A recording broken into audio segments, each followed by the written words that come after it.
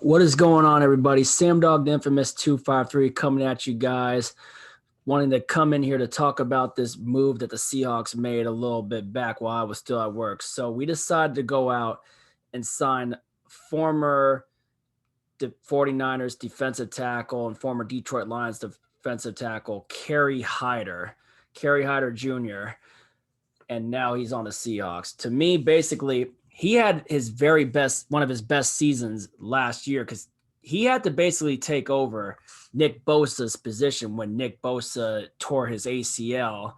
And then he went off last year in 2020 for the San Francisco 49ers, played in all 16 games and started 14 basically after Bosa went down with his torn ACL. I got the stats up here. He was with the Jets, played a few years with Detroit, and then 1 year with Dallas, and then he played with the 49ers last year. And the numbers that really stick out the most for him is the ones that he put up in San Francisco, where he had basically 8.5 sacks, 49 combined tackles, 30 solo tackles, 10 tackles for loss, 18 quarterback hits.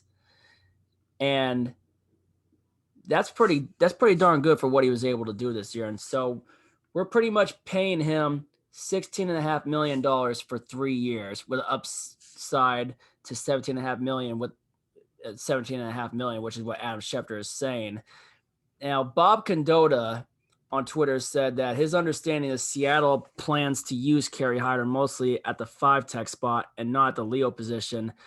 And this is my concern is now with this signing is what are the chances of us bringing back Carlos Dunlap? This kind of is making me think that I don't think we're going to be able to bring back Carlos Dunlap. But Bob Kondoda says, so it doesn't necessarily preclude bringing back Carlos Dunlap. And then Jake Heaps had some interesting tweets as well. Like he said, you have to assume with all the young guys on the roster, but still going to hold out hope for Dunlap, Rasheem Green and LJ Collier could slide in to play defensive tackle full time. And then Heap says, basically on this, I see you Seahawks sign Carlos Dunlap on top of this, and you'll feel my excitement coming through the phone. But they're not necessarily holding out hope, possibly for a reunion with Carlos Dunlap, which that would be nice. But Kerry Hyder's 2020 season definitely was not that bad, man.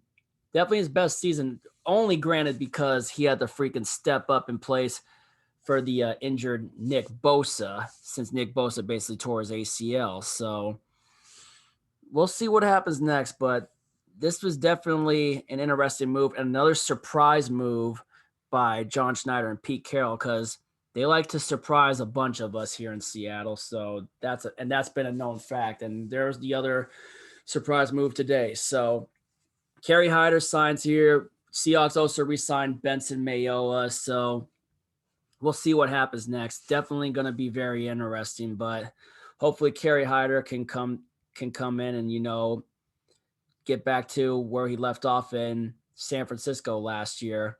And he is entering his age 30 season. So wait and see. Let me know your thoughts in the comments down below. If you're new to the channel, hit the subscribe button, ring the bell for notification, and I'll get back to y'all as soon as, anything else happens. And very interesting move today. So let's see how it turns out.